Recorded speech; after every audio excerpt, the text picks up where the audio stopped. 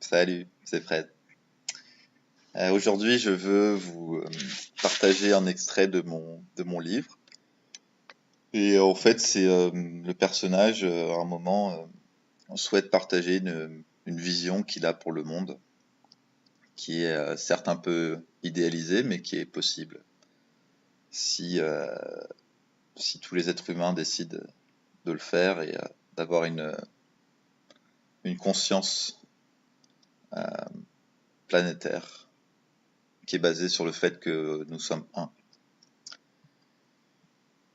Alors voilà, c'est le jour 101. Si les pensées sont créatrices, alors voilà ce que je souhaite créer par ma vision. En 2100, la paix mondiale est installée.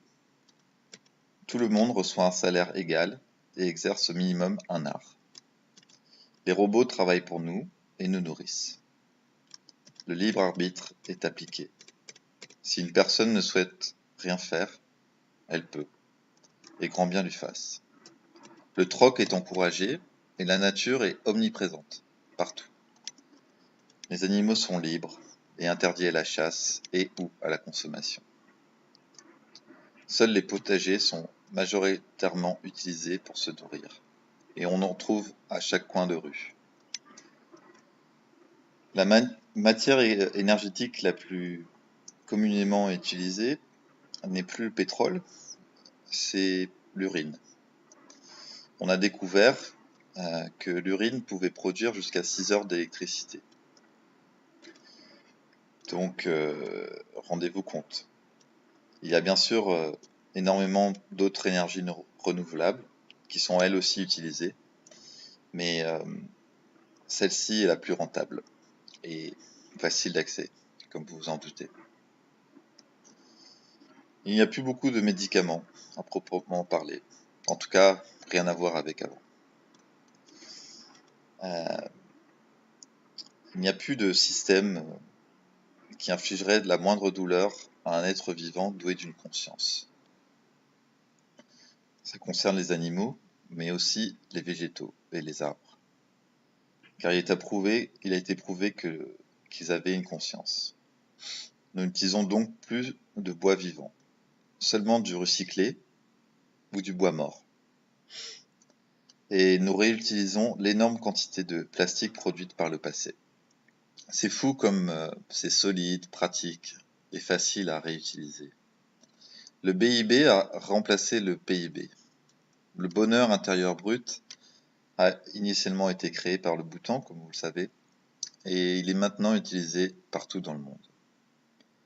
Après tout, nous sommes incarnés sur Terre pour vivre heureux et pour aimer, pour être aimés. Les humains avaient juste oublié de le faire. Ils étaient obnubilés par le profit et par ce que l'ego pouvait lui souffler. Il y a des centres câlins partout et ils ne désemplissent pas. On y retrouve aussi bien des animaux que des humains. Et moi, dans tout ça, je suis devenu un thérapeute. J'enseigne la spiritualité et l'harmonisme rationnel. Et du coup, je suis aussi philosophe, je suis conférencier, je suis écrivain. Je souhaite aider le maximum de personnes, leur faire comprendre que si nous sommes un, notre seul but sur Terre est de s'entraider, avec bienveillance et humilité. Et ça passe par accepter l'amour qui est en nous, et qui ne demande qu'à se répandre, comme un virus enivrant. J'aimerais leur rappeler que les batailles que prépare l'ego sont vaines. Leur rappeler que la course au bien-être doit s'effectuer à l'intérieur, et non par une démonstration extérieure. Le chemin est long, mais du haut de mes 105 ans, c'est avec satisfaction que je regarde le chemin parcouru. À faire des choix absurdes et dangereux, mais qui m'ont finalement apporté que de la paix, j'ai pu voir un peuple aimant vivre en suivant mes conseils simples mais difficiles à mettre en place, car très exigeants.